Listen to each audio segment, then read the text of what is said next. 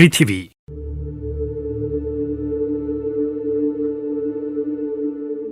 जहाँ मानवीय सभ्यताको बसोबास रहेको छ, जहाँ आफ्नै एक पहिचान छ र मानवीय इतिहास रहेको छ। यहाँ मौसम बदलिन्छ, वेगसँग बगेर हावा बतासिन्छ र प्राकृतिक प्रकोप, महामारी जस्ता घटनाहरू देखिन्छन्। तर पनि सौर्य परिवारमा पृथ्वी मात्रै एउटा यस्तो ग्रह हो जसलाई हामी आफ्नो घर भन्दछौँ।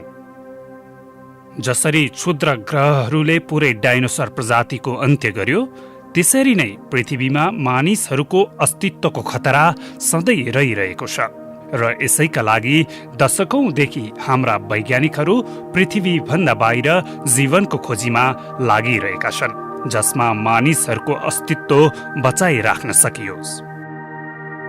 यसका लागि विश्वका विभिन्न विकसित राष्ट्रहरूको अन्तरिक्ष संस्थाहरू खोज अनुसन्धान र आवश्यक अन्तरिक्ष यानहरूको निर्माणमा लागि परेका छन् र यसको खोजबिनमा मानवहरूको लागि कुन ग्रह उत्तम रहेको छ, यसैको चर्चा र छलफल चलिरहेको छ। अमेरिकी वैज्ञानिक संस्था नासा जस्तै अन्य वैज्ञानिक संस्थाहरूले धेरै प्रकारका अन्तरिक्ष प्रयोगहरू गरिसकेका छन्, जसमा मुख्य रूपमा चन्द्रमा र मङ्गल ग्रह रहेका छन्। यस्तै गरी यी संस्थाहरूले शनि ग्रह जस्तो ग्यासले भरिएको ग्रहहरूमा पनि जीवनको खोजमा अन्तरिक्ष यान पठाइसकेका छन्। नासाले चन्द्रमामा मानव पनि धेरै पहिले उतारिसकेको थियो, यही जान्न कि चन्द्रमामा मानव बस्ती बसाउन उपयुक्त छ कि छैन। तर चन्द्रमामा मानव बस्ती बसाल्न धेरै कम सङ्केत मात्र देखा पर्यो। यसपछि धेरै यानहरू मङ्गल ग्रहतिर तेर्सिए, जहाँ उनीहरूले धेरै वर्षसम्म मङ्गल ग्रहको छेउमा गएर जासुसी गरिरहे। यही जासुसीकै क्रममा उनीहरूले मानवीय विषय वस्तुसँग मिल्ने कुराहरू त्यहाँ खोजिरहे। उनीहरूले मङ्गल ग्रहमा जीवन रहन सक्ने सङ्केतहरू पनि फेला पारेको दावी गरेका छन्। यसपछि मङ्गल ग्रहलाई वैज्ञानिकहरूले मानव बसोबासको लागि सम्भावित ग्रहको रूपमा हेर्न थाले, जसमा मानवीय सहजता र बसोबासको लागि उपयुक्त हुने आकलन गरिएको छ।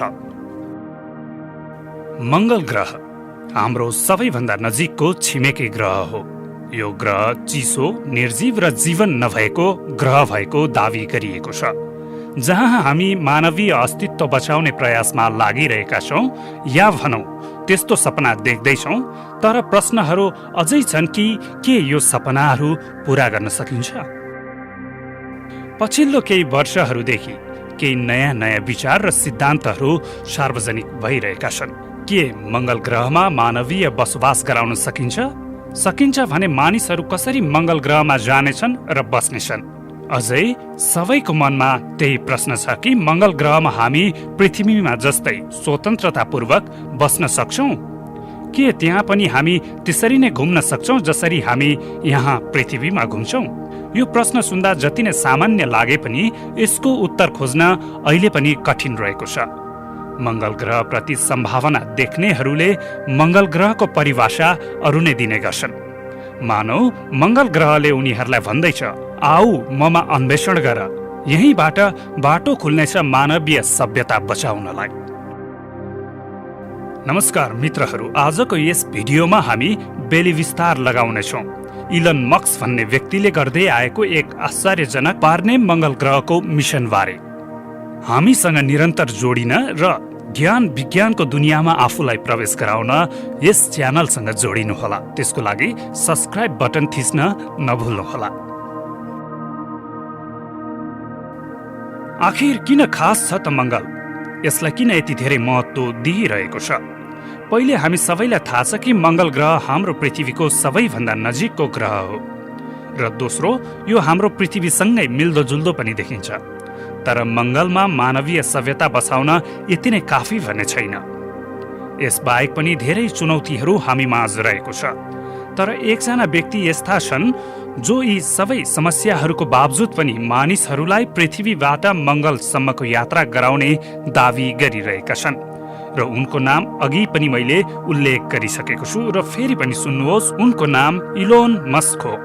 उनले मानिसहरूको बस्ती मङ्गल ग्रहमा बसाउने सपना बाँड्दैछन्।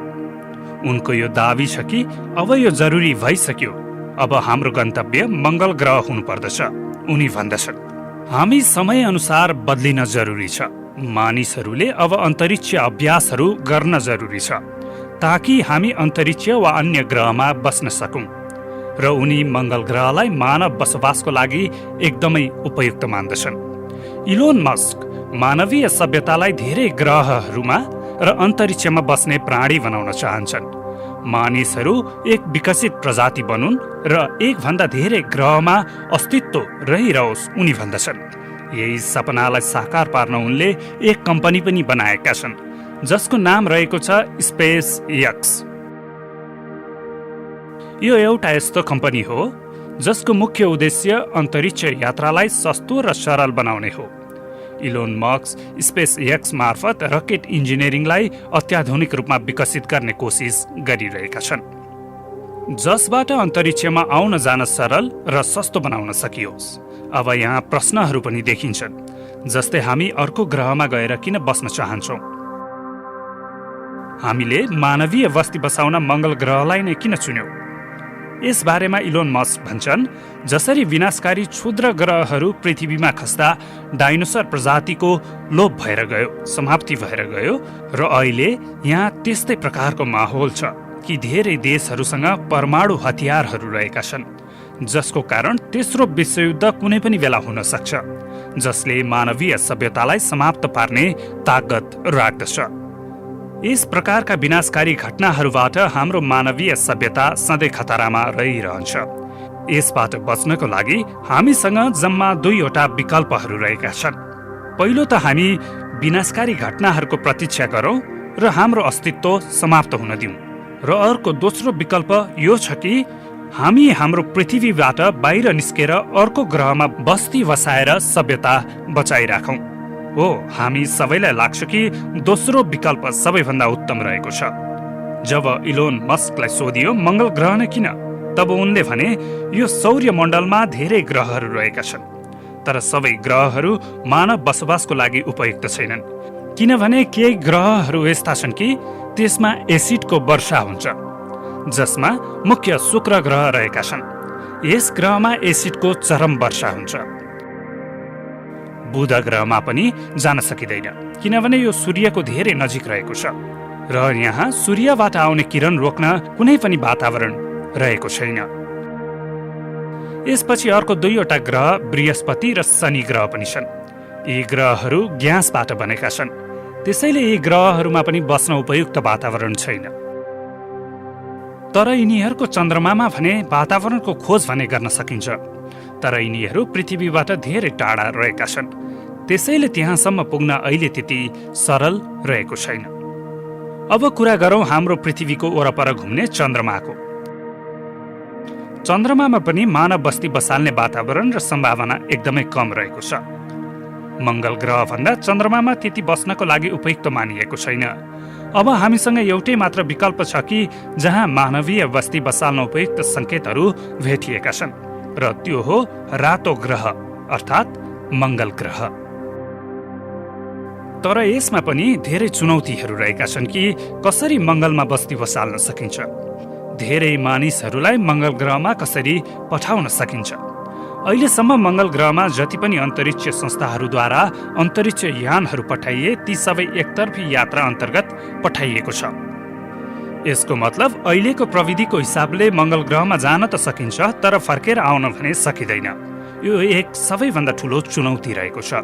यसकारणले यस्तो प्रकारको एकतर्फी यात्रा चुनौतीपूर्ण र महँगो यात्रा पर्न जान्छ। एकतर्फी मात्र यात्रा गर्न मिल्ने भएकोले हामीले धेरैभन्दा धेरै यानहरू मङ्गल ग्रहमा पठाउँदा ती फर्केर आउने छैनन्। ती जानको लागि मात्र प्रयोग हुन्छ। त्यसलाई फर्काएर ल्याउने र पुनः प्रयोग गर्ने प्रविधि अहिलेसम्म आविष्कार हुन सकेको छैन। अहिलेसम्म नासा लगायत अन्य वैज्ञानिक संस्थाहरूले पनि पृथ्वीबाट पठाइएको अन्तरिक्ष यान फेरि पृथ्वीमै फर्काएर ल्याउन सकेका छैनन्। तर अब स्पेस एक्सको मालिक इलोन मस्कले यस समस्याको समाधान भेट्टाएका छन्। उनले पुनः प्रयोग रकेटको विचार निकालेका छन् र यसलाई परीक्षण पनि गरिसकिएको छ। बितेका केही वर्षहरूमा स्पेस एक्सले यस विषयमा केही सफलताहरू पनि हासिल गरेको छ। यति मात्र नभएर सन् 2015मा उनले यस रकेटलाई अन्तरिक्षमा पठाए, साथै केही महिनापछि उनले यस रकेटलाई पृथ्वीमा पुनः फर्काएर पनि ल्याए। यस रकेटको नाम फाल्कन 9 हो। यस यानलाई पृथ्वीबाट मङ्गल ग्रहमा पठाउन उपयुक्त मानिएको छ। यसलाई अत्याधुनिक तवरबाट विकसित गरिएको छ। यसबाट अन्तरिक्ष यात्रा कम समय र कम लागतमा गर्न सकिने उनको दावी छ। इलोन मस्क चाहन्छन् कि जति पनि पृथ्वीबाट मङ्गल ग्रहमा पठाइने सामग्रीहरू हुन्छन् ती सबै पुनः प्रयोग गर्न सकियोस्। यसबाट मिसन सरल र कम लागतमा सम्पन्न हुनेछन्। यसैलाई ध्यानमा राख्दै उनले एउटा यस्तो एक रकेट बनाएका छन् जसलाई हामी पुनः प्रयोग गरेर मङ्गल ग्रहसम्म सरल रूपमा पुग्न सक्छौँ। यसलाई हामी सरल रूपमा यसरी पनि बुझ्न सक्छौँ कि जस्तै यसमा एउटा रकेट हुन्छ जसको माथि अन्तरिक्ष यान जोडिएको हुन्छ। जब यस यानलाई पृथ्वीबाट अन्तरिक्षमा पठाइन्छ तब यस रकेटले अन्तरिक्ष यानलाई पृथ्वीको कक्षमा छोडेर पृथ्वीमा फर्केर नै आउँछ। यसपछि यस फर्केर आएको रकेटमा इन्धनको ट्याङ्क लगाएर यसलाई फेरि पठाइनेछ, जसले पृथ्वीको कक्षमा परिक्रमा गरिरहेको अन्तरिक्ष यानमा इन्धन भरेर त्यसलाई अन्तरिक्ष यात्राको लागि अगाडि बढाएर पुनः पृथ्वीमा रकेट फर्कनेछ। यसरी नै यान पृथ्वीबाट मङ्गलमा आवश्यक सरसामान र मानवहरू लिएर पुग्नेछ।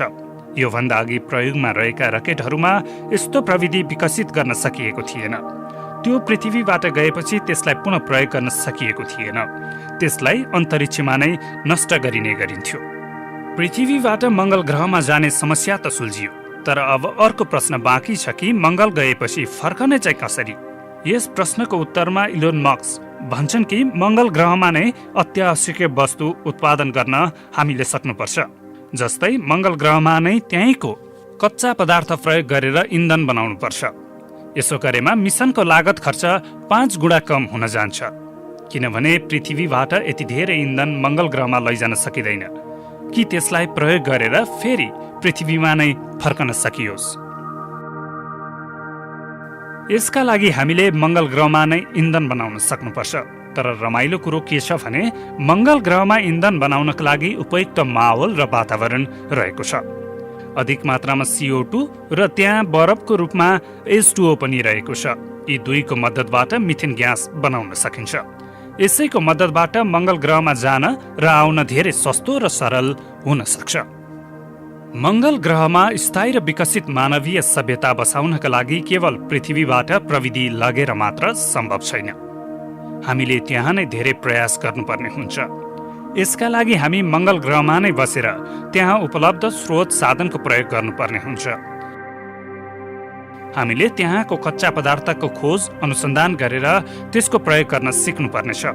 यसका लागि हामी अनुसन्धान र परीक्षणको दायरा बढाउँदै लैजानुपर्नेछ, किनभने मङ्गल ग्रहको वातावरणमा मानिस सहायता बिना 3 सेकेन्ड भन्दा बढी बाँच्न सक्दैनन्। त्यसैले यस्तो परिस्थितिमा रहनको लागि हामीले धेरै चुनौतीको सामना पनि गर्नुपर्नेछ। यसका साथै हामी मानसिक रूपमा पनि बलियो हुन जरुरी रहेको छ। यो सबै त्यति सजिलो भने छैन जति हामी सोच्छौँ। त्यसैले इलोन मस्क यसलाई सरल बनाउन लागि परेका छन्। प्रत्येक 26 महिनापछि एक समय यस्तो आउँछ कि जब मङ्गल ग्रह र पृथ्वीको बीचको दूरी धेरै कम हुन्छ र यसै समय स्पेस एजेन्सीहरूद्वारा मङ्गल ग्रहमा यान पठाइन्छ। यसै हिसाबमा भन्ने हो भने केही मानव पृथ्वीबाट मङ्गल ग्रहमा गएमा उसले पृथ्वीमा फर्कन पुनः 26 महिना पर्खनु पर्नेछ। तर त्यति समय बाँच्नको लागि त्यहाँ खान र बस्न र अन्य जरुरीका सामानको लागि पनि सङ्घर्ष गर्नुपर्ने हुन्छ।